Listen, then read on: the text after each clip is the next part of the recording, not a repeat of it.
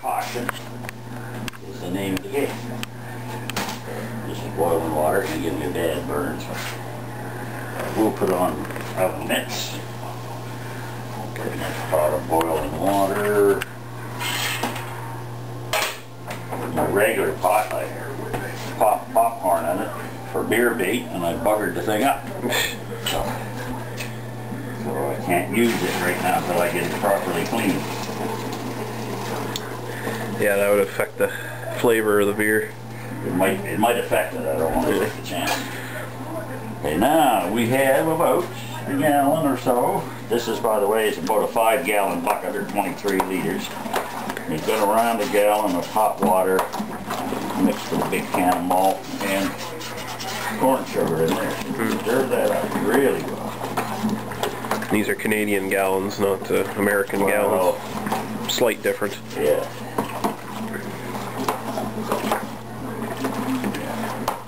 How many bottles of beer do you expect to make from?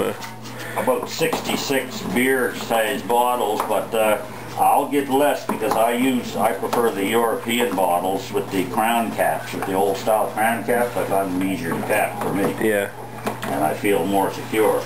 And they're all 500 liters. Milliliters. Yeah. That'd be a big bottle. That'd be nice. They're a little bigger. Your average North American beer bottle runs between a little over 300 milliliters to about 350 or so. Yeah, I think it's generally 330 to 355. Yeah, I'm mixing up milliliters with imperial measures because I grew up with imperial measures, and now the country's officially metric. Yeah. In Canada shifted to the metric system some 20-30 years ago. So, which is kind of still new to me, but I don't know. The metric system's much more exacting and easier to work with. Yeah. Okay, there we have that. No measuring beer by the hogshead or anything like that.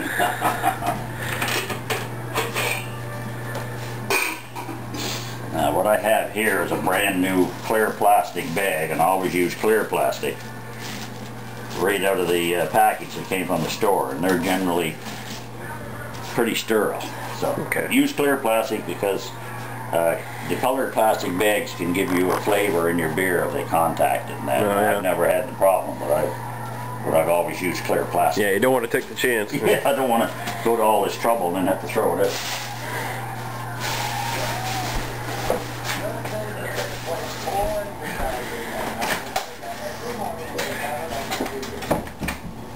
Okay, and explain why we'll be using glass bottles and glass second fermenter.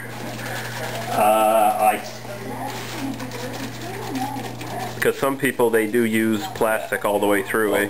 I've used plastic bottles, and food grade plastic bottles I guess are okay.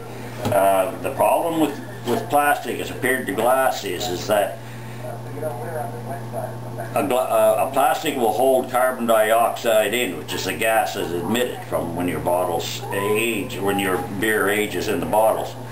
But oxygen molecules are smaller, and they can actually pass through plastic, some kinds of plastics, just like dust blowing through a screen window or something. So I've used them, but when I want to make really good beer, I don't take the chance. I prefer glass, and I think beer it's just better than glass, personally. Like I said, I'm no expert. I'm just a home brewer. Yeah. And I've read some stuff on it, and I've spoken to other people who brew, and most of the consensus is that most people prefer using glass for brewing and for bottling. Because when you first started out, you were bottling the majority of your beer in those 2-liter old pop bottles, eh? So. Yeah, but I had a good reason for that. A dietitian at the hospital one time when I was years ago, when I had a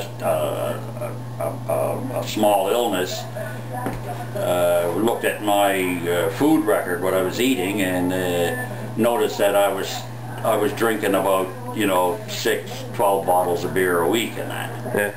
and said that I could cut down on that for health reasons.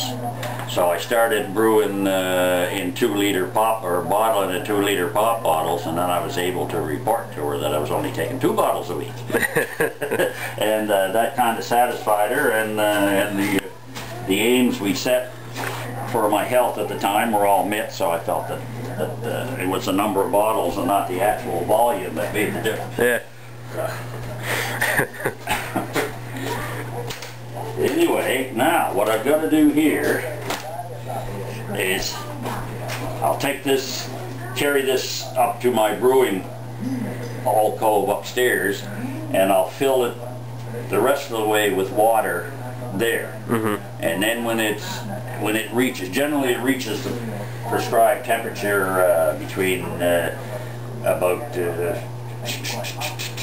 around between 60 and 80 degrees Fahrenheit. So that's, I'm just trying to think, 60 is in Celsius. 60 would be about 15 degrees Celsius, and 80 would be about 25 degrees, which is 77 Celsius. So if you get it, when it's between those temperatures, then you can add your yeast, without dissolved yeast, without killing it. Yeah, because yeast dies under certain temperatures. So I'll do that. I don't know if you have to photograph that because that's just mechanical. Yeah, so I guess we'll probably stop it here. So I'll just take it, I'll fill the thing, make sure it's at the right temperature. Then I'll just take a piece of electrician's tape and tape this on, so that no air can get in, and electrician's tape stretchy, so it'll force, any gas will force its way out. And I'll put it in a dark spot, dark warm place at room temperature, and let it brew. After a few days I'll take it out of there, siphon it into my carboy, which is a 5-gallon glass carboy with an ear lock on it, and I'll show you, we can make a film of that while I'm doing that. That's not a very big process.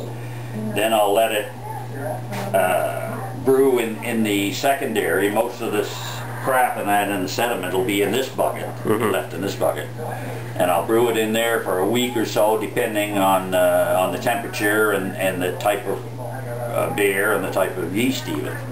And when that's done brewing, then I'll sugar the bottles and I'll bottle it in glass bottles, crown caps. I've had better luck over the years using crown caps and glass bottles and things, so that's why. All right. So that's good for today. Yeah. All right.